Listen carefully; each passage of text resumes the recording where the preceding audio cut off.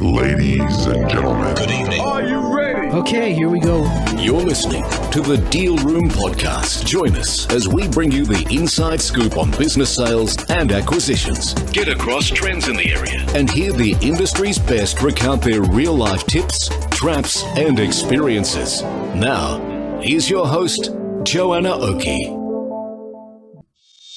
Hi, it's Joanna Oakey here, and welcome back to the Deal Room Podcast, a podcast proudly brought to you by our commercial legal practice, Aspect Legal. Now, today we have another captivating episode of our State of the Market series. We're about to dive deep into the pulse of various industries, from manufacturing to medical, dental, and many more. Now, why is understanding the state of the market so crucial? Simple. Understanding the state of the market is the key to unlocking endless opportunities for growth, gaining valuable insights into the competitive landscape, deciphering consumer buying patterns, and, most importantly, formulating effective risk management strategies. So, whether you're a budding entrepreneur or business owner seeking your next big break, or a seasoned business owner determined to stay ahead of the game, this series is your compass, guiding you through the ever-changing tides of the market. Now, get ready to decode the trends and gain a strategic advantage that will propel your business to new heights. And stay tuned as we dive into another State of the Market episode. Here we go. Sally, I just want to say a huge thank you for coming onto the podcast today. Always a pleasure. Thank you for inviting me. The pleasure is all mine, Sally. The pleasure is all mine. So we're talking about the state of the market. Obviously, this is your world, GP land. What is the state of the market at the moment in medical practice sales? To be honest, Jonah, I've never been busier. I've been doing this 9 years now. I've had to put on a full-time assistant. This week I started working at 8:30 in the morning. It finished at 10. So there's so much happening. I've got 8 businesses going to contract, hopefully within the next 4 weeks. 4 weeks today. I think we finished this financial year. Every day I have business owners calling me, Sally, can you sell? Can you help me sell? What's the state of the market? So there is a lot of interest in selling and buying practices at the moment. Thankfully, with the budget, there's been a bit of an olive leaf has been handed out to GP clinic owners with regards to the increased incentives that they'll get with their whips and the increased money that they can charge to some of the disadvantaged patients that they are treating through bulk billing. So there are a couple of wins that we have been able to see as a result of the budget, which is great because it is a difficult playing field at the moment. After COVID, a lot of doctors went home to look after their families. They didn't come back. So we're really under-doctored at the moment.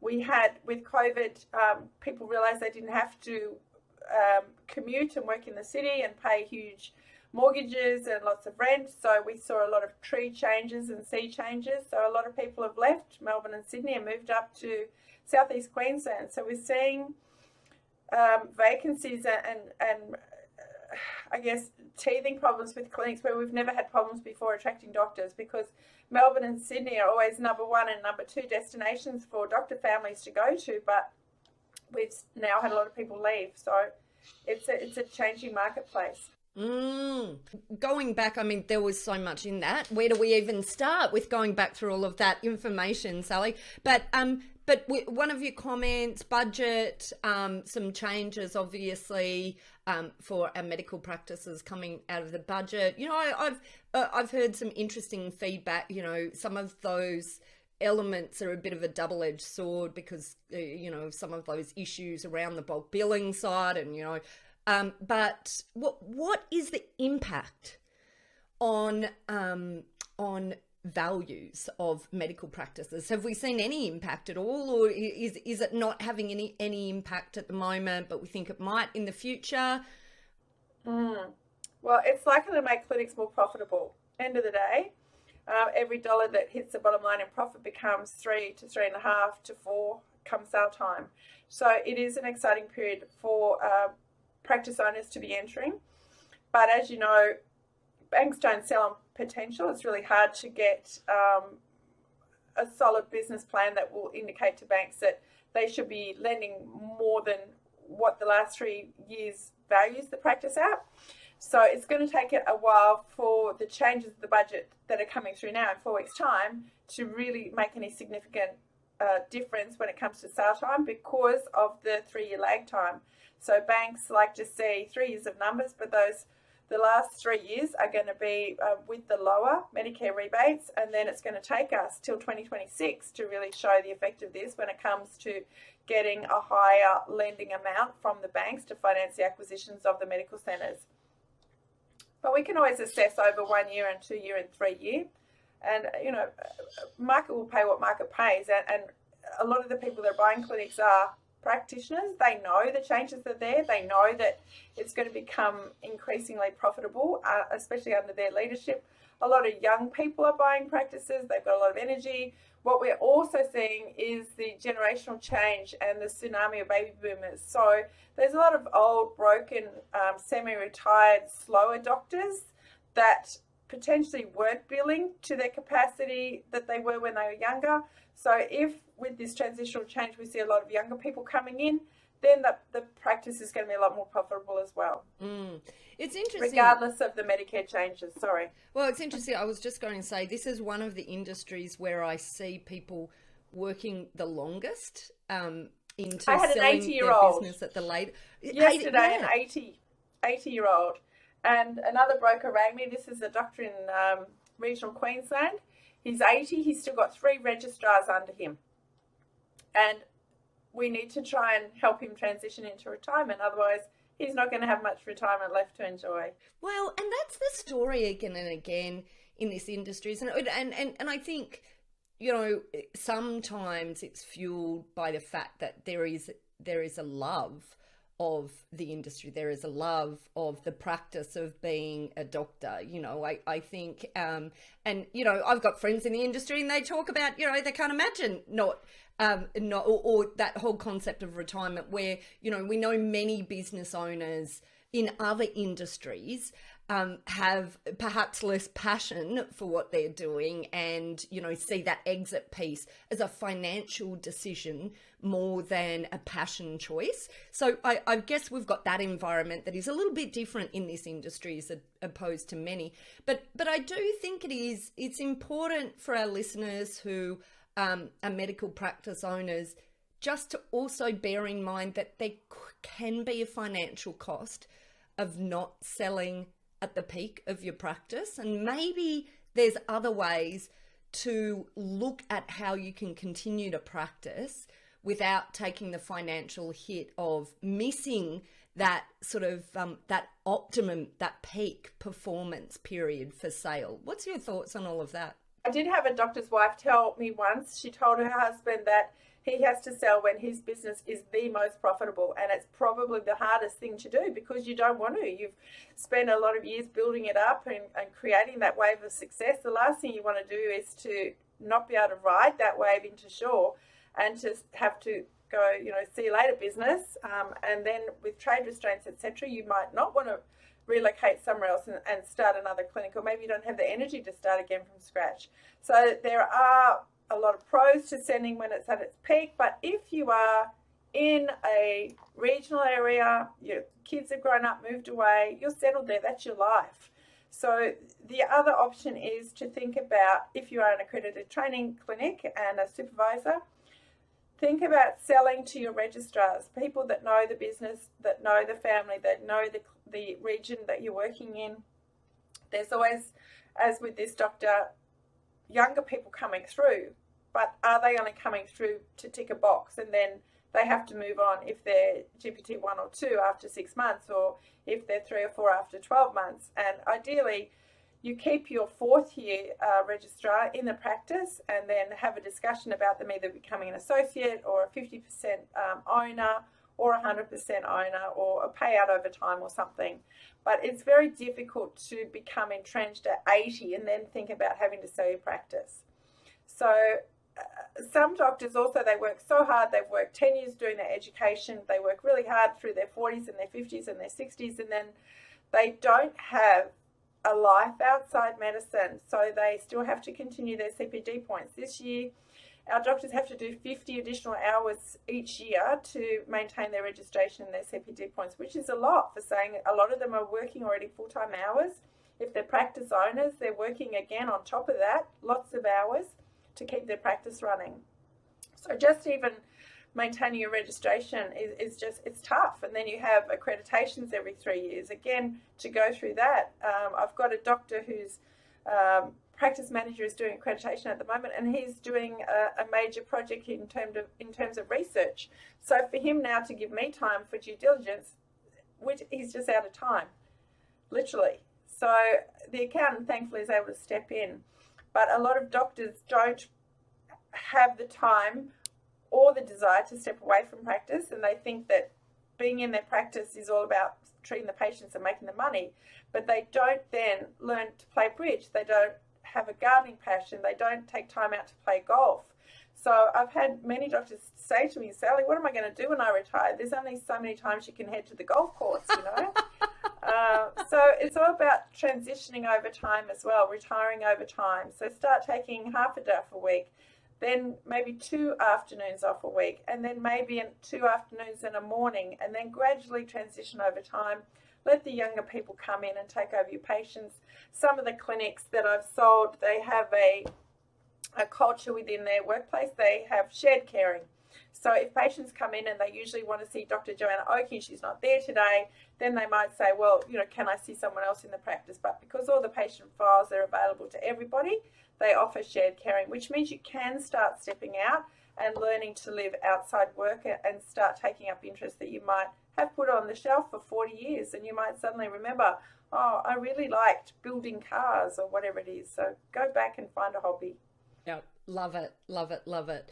Okay, and so you also mentioned at the beginning this move, this sort of sea change, tree change. What impact, if any, is that having on values of medical practices? So presumably it's all supply and demand. So you would expect that then would see higher prices in areas that used to be less popular than are now. But maybe if you can run through with us, you know, what you're seeing in terms of popularity and pricing. Sure. So I've got some really large businesses coming to contract at the moment this month. We should see a few of the big ones drop, which is great, but they are in regional locations. So people now, if they're thinking I can sell up in Sydney, I don't need to be here. So they're selling up maybe $4 million worth of property, and they're going up the coast and they can buy a fabulous beachfront property for just over $1 million. They've still got all this money in their banks, so that they're thinking, well, what can I do with that? Do I need to go to the bank for a loan? No, I'll just buy another business with the cash that I've got. So I'm not, full disclaimer, I'm not registered to give any tax advice, so I have a conversation with your accountant about this, everybody. But we are seeing big sales in regional areas now, which is great. It's great, and because what's happening, I guess, to preface that with, retirees are selling their $4 or $5 million homes in Sydney, and they're going up the coast. They're buying these beautiful homes. So there's a big retirement surge out of Sydney, and with your chronic disease management, your CDMs and your higher item numbers, the GPs are then having this surge of retirees that are now landing on their doorsteps. And these are profitable numbers for the doctors to be billing in their clinics. The other thing is they're cashed up retirees, so they're not reliant upon bulk billing. So they're happy to pay for quality services. They're happy to pay to have a great clinician treat them and pay for that privilege of spending quality time, half an hour or so with your doctor to actually work through. It might be comorbidities as well. It's not just usually one thing when you get to retirement age. It's your knee, it's your back, it's your hearing. It's, you know, one thing after another, unfortunately. Well, and that's a fascinating point, absolutely, on then, I guess the changing mix in regional areas now in medical practices, really fascinating comment. So much happening in the market, Sally. And I guess, are there any last tips or tricks that you would leave in the current market for our buyers or our sellers? Yeah, it is a bit bullish at the moment. So I say to people, please go and get some pre-approval. Start talking to your bankers now, because if you want to buy, you're going to get pipped at the post if you're not ready. So I had someone call me yesterday. I've got a clinic to sell down in a DP area of Melbourne. I had people there at 11 o'clock today. So I said to them, if you're not there, they will sell it to somebody else. So make sure you're ready. If you put your hand up and go, I want to buy a practice, make sure you're ready. Do your homework. Get KPIs together. So people ring me and go, I want to buy a practice. I'm like, okay, what's important to you? Oh, it's got to be established. I'm like, no, you need to go. It's established. It's got 5 consulting rooms. It's got 3 doctors remaining. It's got to be blah, blah, blah. So make sure you know what it is you want to buy, because otherwise you're going to waste a lot of time looking at things that you don't want to buy because you don't know what you want to buy. So it's really important to have clarity in your vision. Be organized. Have your commercial lawyer. Talk to someone like Joanna. Talk to Joanna. Have your commercial lawyer. Have your financier that has already looked over your numbers and you already have a relationship with. If you don't like the first financier you talk to, go and talk to another one. Because if you're talking to a broker, they're going to be able to look across all of the bank's rates and get you the best rate. Make sure that you are doing your homework, because there's no point in going, I really want to buy a clinic in Frankston, and then you realize that the clinic you're looking at isn't the right location, or it doesn't have the right Triple M status. Yes, it might be DPA, but it's still Triple M1, which means that if you are a 19A AA and AB restricted clinician, you can't work there because you still need to work in the Triple M2 and above. So really do your research, have clarity on your dream, and start preparing. I guess those are my 3 hot tips. They are such great tips, Sally. Well, look. As a buyer. Yeah, as a buyer. And then as a seller, you've got to have hot tips as a seller as well. Okay, give us the hot tips as a seller, Sally. You need to have talked to your accountant. Again, full disclosure, we're not registered to give tax advice. Talk to someone that is. So I talked to someone yesterday. I said, look, your age and stage in life, forgive me for asking, but how old are you? Oh, Sally, I'm really old. What was he yesterday? 55. I said, no, that's not going to get you a capital gains tax discount. So what else are you going to do? He said, I'm going to put it into super. But find out how you can minimize your tax before you're bringing your business to market. Talk to your accountant. Is it going to be a company sale or a share sale or a business sale of the assets? So are we talking about things that are integrally related with your ABN? For example, if it's an NDIS business, yes, it's going to be a company sale.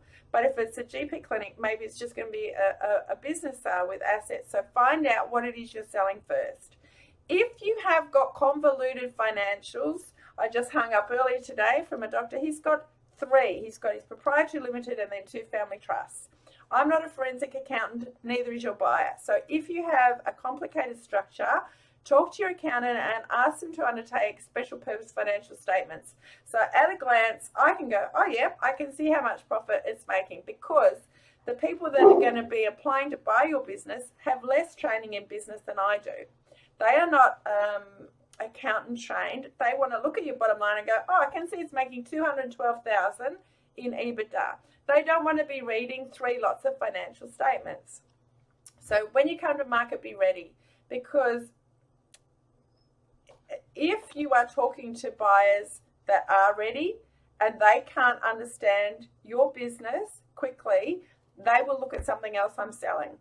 So I think it's really important, I guess, the take-home point is, if you're a seller, be ready to sell. If you're a buyer, be ready to buy, because these opportunities are just happening so quickly at the moment. They absolutely are. And I think that's great advice. We see so many sellers in all industries. Medical practices are just one, and they're exactly the same as the others, in that there's key things that are not understood from a legal perspective. Employee entitlements is often very confusing, and quite often we see, very regularly when medical practices are sold, they've actually been established for a long period of time. They're the sort of business that is held on to for a significant period quite often. Not always, but just I'm talking about the sort of the average.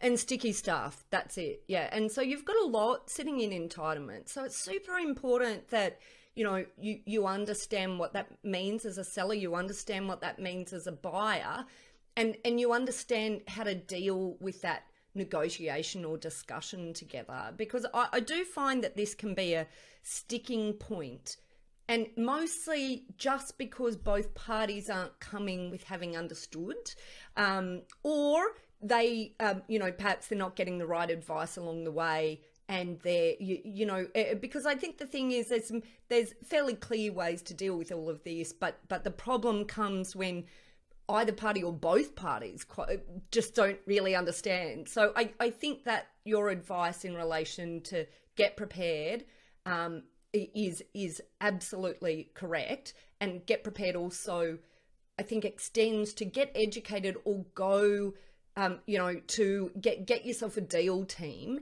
that you trust, who can be across all of those issues, because it is that interaction, you know, between the, you know, your broker, your accountant, as we've talked about the tax issues, and your lawyer together. Because, you know, some of these things are, you know, they really do need that, the joint minds together, thinking and acting on your behalf. And I think that becomes key. Then you don't get concerned, because the other thing I find in this industry, doctors are smart people. They have studied so long, but business, and particularly the sale or acquisition of a business, quite often is confronting for them, quite often scary, because it's a whole bunch of stuff that they've never thought about and don't know how to deal with.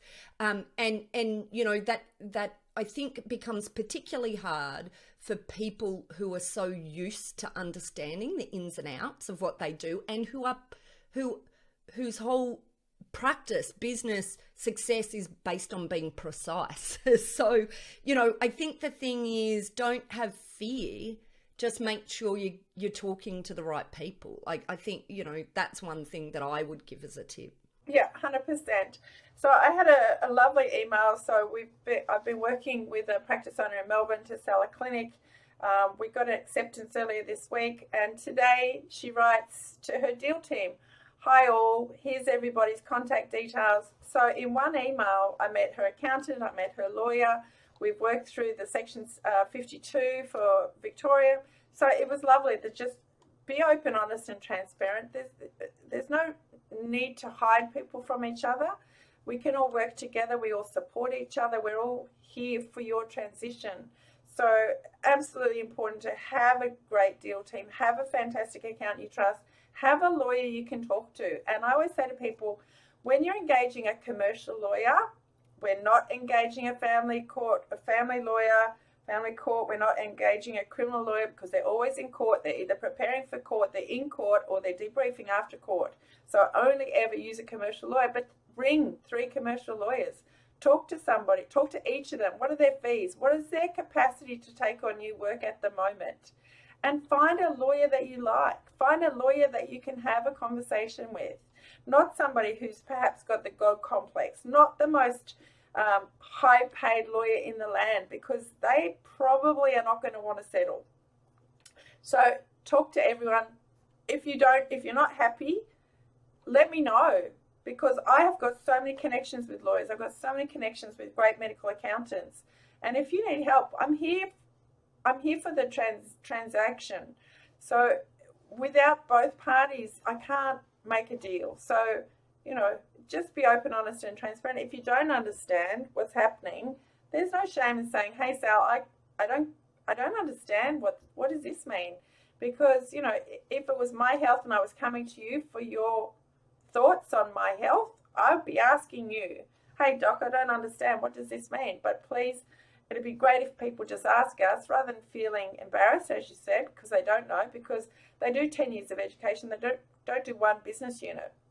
So at least the pharmacists, they get taught business, but doctors don't learn business, and they pop out at the other end after 10 years and go, "Right, I want to buy a business now." So Overwhelming is unprepared. the understatement of the year for that sort of situation, I think. Well, look, Sally, and actually on that point, I guess I'd say we actually have a lawyer choosing a lawyer checklist. So we might even put that as a link here. And we will, of course, link to you, Sally Stuart, as well. And so if people want to get a hold of you, Sally, how do they do that? Yeah, sure, please. Sally.Stuart, Stuart, at linkbusiness, all one word with 2 S's, at linkbusiness.com.au or 0437082045. But Joanna, I just wanted to say, every listing and selling email that I send out, I send that link to choosing your lawyer checklist to every new vendor that says to me, Sally, can you help me sell my practice? So in the last sentence or second last sentence is a link to that. Oh, you are so sweet. Well, Sally, that is very sweet. Well, a huge thank you for me and from the Deal Room podcast for being such a fabulous guest as always. Sally Stuart, thank you so much for joining us today. Thanks, Joanna. All the best. Well, that's it for this episode of the Deal Room podcast.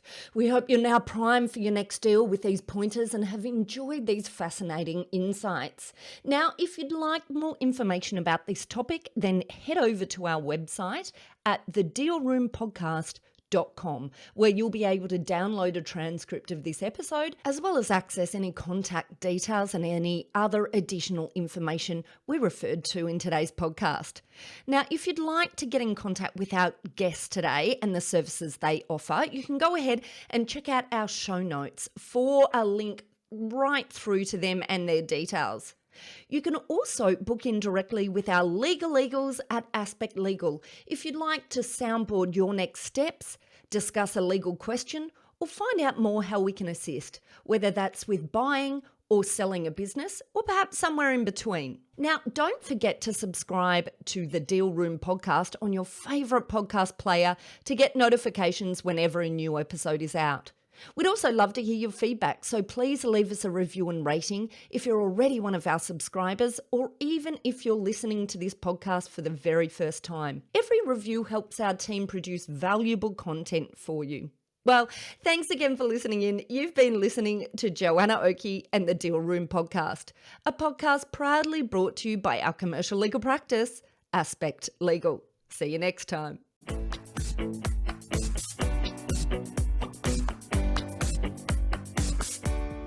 Aspect Legal has a number of great services that help businesses prepare for a sale or acquisition, to help them prepare in advance and to get transaction ready.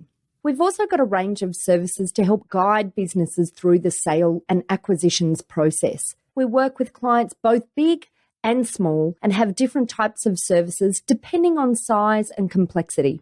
We provide a free consultation to discuss your proposed sale or acquisition. So see our show notes on how to book a time to speak with us, or head over to our website at aspectlegal.com.au.